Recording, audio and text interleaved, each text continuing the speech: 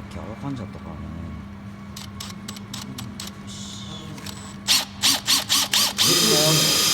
この市内の水温で思いますが、こちら実際、今日できました。実際時間的には12時ですけれども、ですので、3時間半経って、結構、その分、発信をしております。で、若干発信が起こっておりますけれども、実際これくらいの変発色が完全に消えたところが、次の交換になるかなと思います。これが外部で風が吹いて日が当たっていると、ただ日陰になったところ、もしくは風が風通しがですね、こちらが若干、遅いかなというところで、白くなってないところを確認してからの進行です。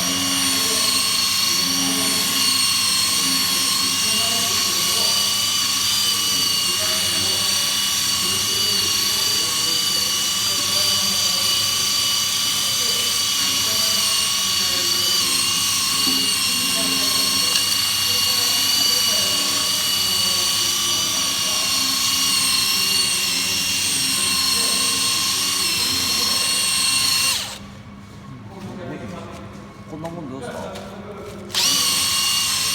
ですね、はい。山っぽいのが大丈夫ですね。